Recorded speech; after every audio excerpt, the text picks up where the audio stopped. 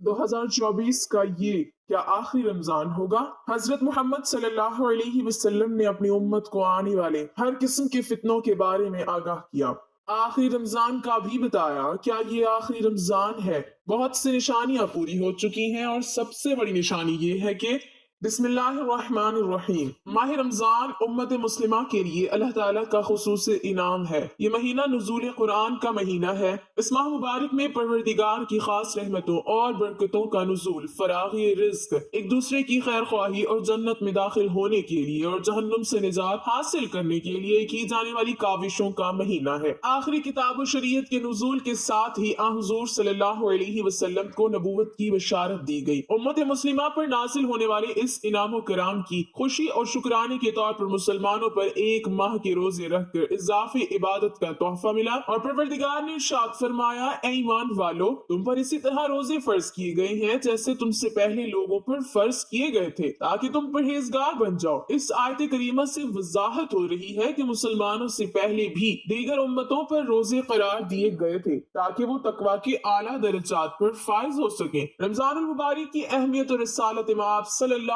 علیہ وسلم کی اس حدیث مبارکہ سے بہت واضح ہو رہی کہ جس میں آپ صلی اللہ علیہ وسلم نے فرمایا کہ اگر معلوم ہو جائے کہ آخری رمضان کی کیا اہمیت ہے تو امت کو تمنا کرے سارا سال ہی روزے ہو۔ رمضان المبارک کا یہ مقدس مہینہ ساری دنیا کے مسلمانوں کے لیے ذکر و فکر، تسبیح و تحلیل، کثیر تلاوت و نوافل اور صدقہ و خیرات کا باعث بنتا ہے۔ اس مہینے کو پا کر دنیا کا ہر مسلمان اپنے اپنے ایمان اور تقوی کے مطابق حصہ لے کر اپنے جسم و روح کے لیے تقویت کا سامان فراہم کرتا ہے۔ اسی طرح حضور اکرم صلی اللہ علیہ وسلم کی یہ حدیث مبارکہ کہ روزہ گناہوں سے بچنے کے لیے ڈھال ہے۔ اس حدیث سے صاف واضح ہو رہا ہے کہ روزہ دار صرف اپنے آپ کو کھانے پینے سے ہی نہیں روکتا، بلکہ روزہ دار کو فحش کوئی بےہودہ اعمال، لڑائی جھگڑا اور گالی گلوچ سے پرہیز کرنے سے اجتناب کرنے کا بھی حکم دیتا ہے کہ اگر اس طرح کا کوئی معاملہ روزے دار کو پیش آ جائے تو وہ مد مقابل کو صرف اتنا ہی کہہ دے کہ میں روزے سے ہوں، اور وہ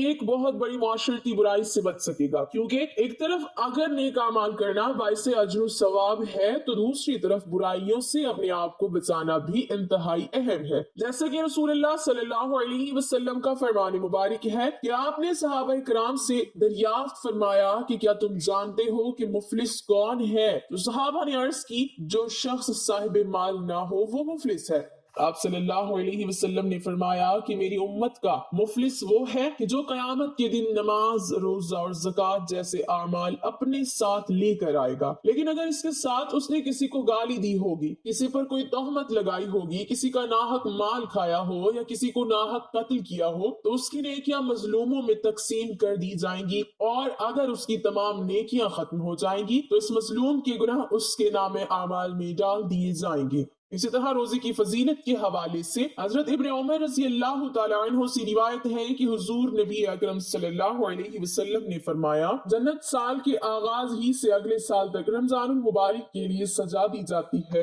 آپ صلی اللہ علیہ وسلم نے فرمایا، جب رمضان المبارک کا پہلا دن ہوتا ہے تو عرش کے نیچے سے ایک ہوا چلتی ہے جو جنت کے درختوں کے پتوں سے حور عین پر پھیل جاتی ہے۔ بس وہ حور عین یہ دعا مانگتی ہے، اے اللہ ہمارے لیے اپنے بندوں میں سے ایسے شوہر بنا جن سے ہماری آنکھیں ٹھنڈی ہوں اور ہم سے ان کی آنکھیں ٹھنڈی ہوں۔ قرآن مجید میں اللہ تبارک و تعالیٰ نے روزے کا حکم دیتے ہوئے فرمایا کہ لعلکم تتقون، یعنی تم پر روزہ فرض کیا جاتا ہے شاید کہ تم متقی و پرہیزگار بن جاؤ۔ یہاں پر یہ نہیں فرمایا کہ اس سے تم یقیناً متقی و پرہیزگار بن جاؤ گے۔ اس آیت سے واضح ہو رہا ہے کہ روزے کا نتیجہ تو آدمی کی سمجھ بوجھ اور اس کے ارادے پر منحصر ہے، نہ کہ صرف روزہ رکھ لینے سے، اور جب تک انسان روزے کے اصل مقصد کو حاصل نہیں کر لیتا، یعنی تقوی و پرہیزگاری، تب ہی روزہ اس کے لیے فائدہ مند ہے۔ اگر اس نے روزہ رکھ کر تقوی و پرہیزگاری حاصل نہیں کی تو اسے کوئی فائدہ حاصل ہونے کی امید بھی نہیں رکھنی چاہیے۔ رسول اللہ صلی اللہ علیہ وسلم نے اپنی امت کو آنے والے ہر قسم کے فتنوں کے بارے میں نہ صرف خبردار کیا بلکہ مستقبل میں رونما ہونے والے اہم واقعات کے بارے میں بھی آگاہ کیا، خاص کر ظہور امام مہدی اور خروج دجال سے متعلق واقعات کو تفصیلاً بیان کیا ہے، یہاں تک کہ حق و باطل کے ان دونوں اماموں کی ظہور و خروج سے ماقبل قبل کے حالات کو قدر تفصیل سے بیان کیا اور کچھ نشانیاں خصوصی طور سے بیان کی تاکہ کسی ان پڑھ جاہل مسلمان کو بھی حق و باطل کی پہچان میں کسی قسم کا شک و شبہ نہ رہے۔ اسی طرح حضرت امام مہدی کے ظہور سے متعلق بیان کی گئی احادیث کے بارے میں اسلاف کا یہ طریقہ چل رہا ہے کہ وہ اس کے متعلق نشانیوں کو ہمیشہ اپنے سامنے رکھتے تاکہ حضرت امام مہدی کے ظہور کے وقت حق و باطل کے درمیان ہونے والے معرکے میں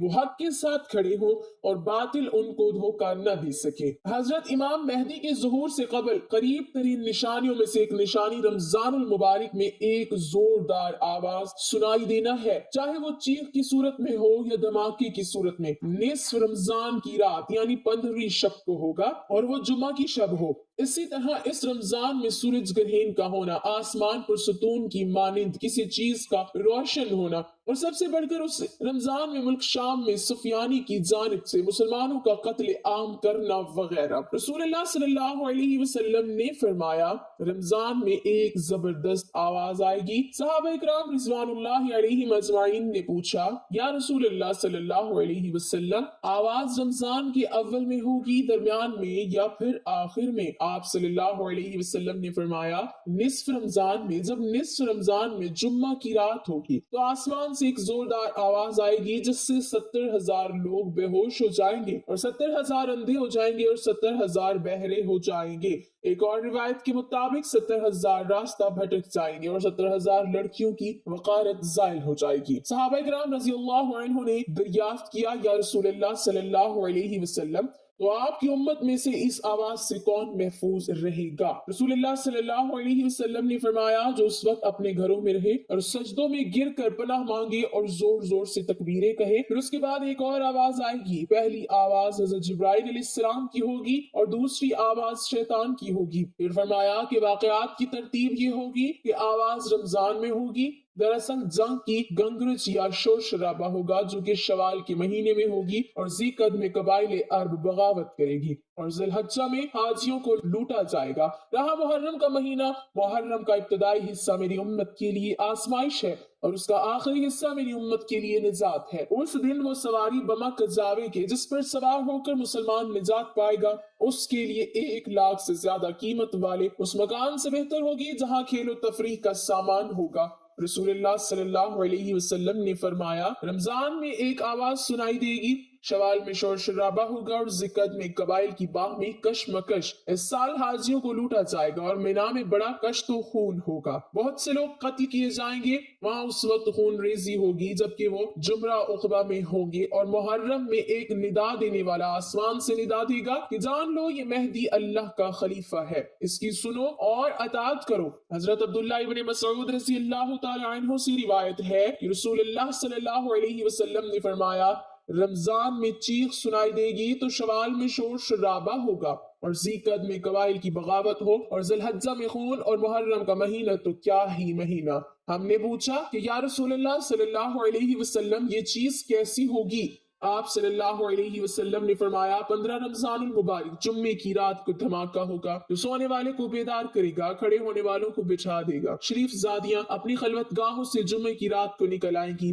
اس سال زلزلے کثرت سے آئیں گے۔ جب تم جمعے کے دن فجر کی نماز پڑھ لو تو اپنے اپنے گھر میں داخل ہو کر دروازے اور کھڑکیاں بند کر لینا اور اپنی چادریں اوڑھ لینا، اپنے کان بند کر لینا، اور جب تمہیں چیخ کا احساس ہو تو اللہ کے سامنے سجدہ ریز ہو جانا اور یہ پڑھنا کہ پاک ہے وہ ذات جو نقائص سے پاک ہے۔ تو جو ایسا کرے گا وہ نجات پائے گا اور جو ایسا نہیں کرے گا وہ ہلاک ہو جائے گا۔ محمد بن علی رحمت اللہ علیہ کا قول ہے 2 نشانیاں ہیں جو زمین و آسمان کی تخلیق سے لے کر آج تک نظر نہیں آئی۔ پہلی رمضان المبارک کی رات چاند گرہن لگے گا اور دوسری 15 رمضان کو سورج گرہن لگے۔ جب سے اللہ نے زمین و آسمان کو پیدا کیا ایسا نہیں ہوا۔ یہ بات حقیقت ہے کہ سورج گرہن ہمیشہ چاند کی شروع کی تاریخوں میں ہوتا ہے اور چاند گرہن ہمیشہ ایام 20 یعنی 13، 14 اور 15 کی تاریخ کو ہوتا ہے، لیکن ظہور مہدی سے ماقبل رمضان میں یہ ترتیب بدل جائے گی۔ حضور اکرم صلی اللہ علیہ وسلم نے فرمایا لوگوں قیامت سے پہلے ایک رمضان ایسا آئے گا جس میں ایک ایسی شدید آواز آئے گی اور دنیا میں کوئی نہیں جان سکے گا کہ آواز کہاں سے آئی۔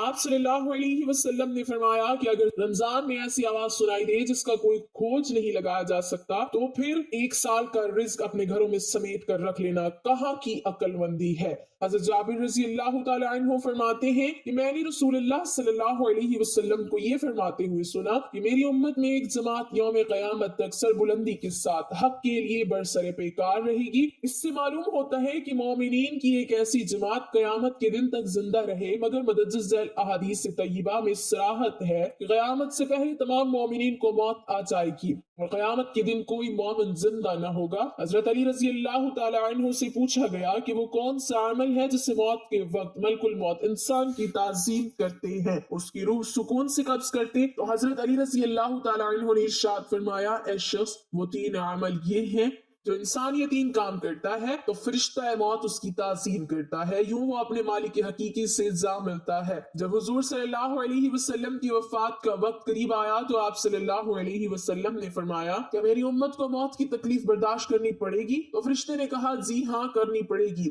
آپ صلی اللہ علیہ وسلم کی آنکھ مبارک سے آنسو جاری ہو گئے تو اللہ تبارک و تعالیٰ نے فرمایا، اے محمد صلی اللہ علیہ وسلم، آپ کی امت اگر ہر نماز کے بعد آیت الکرسی پڑھے گی تو موت کے وقت اس کا ایک پاؤں دنیا میں ہوگا اور دوسرا جنت میں ہوگا۔ حضرت سیدنا ابو امامہ رضی اللہ تعالیٰ عنہ فرماتے ہیں کہ رسول اللہ صلی اللہ علیہ وسلم نے فرمایا، جو شخص ہر فرض نماز کے بعد آیت الکرسی پڑھے تو اس کو جنت میں داخل ہونے سے موت کے سوا کوئی چیز نہیں روک سکتی۔ ام المومنین سیدہ عائشہ صدیقہ رضی اللہ تعالیٰ عنہ فرماتی ہیں کہ میں نے نبی کریم صلی اللہ علیہ وسلم کو دیکھا کہ جب آپ صلی اللہ علیہ وسلم سکرات الموت میں مبتلا تھے تو آپ علیہ الصلوۃ والسلام کے پاس پانی کا پیالہ رکھا تھا جس میں پانی تھا۔ آپ صلی اللہ علیہ وسلم پیالے میں اپنا ہاتھ ڈبوتے، اپنے چہرہ مبارک پر پھیرتے اور یوں فرماتے، اے اللہ موت کی سختی دور کرنے کے ساتھ میری مدد فرما۔ اللہ رب العزت ہمیں بھی موت کی سختی سے محفوظ فرمائے، آمین۔ ناظرین، کمنٹ باکس میں اللہ تعالیٰ کے 99 ناموں میں سے ایک نام ضرور ٹائپ کریں۔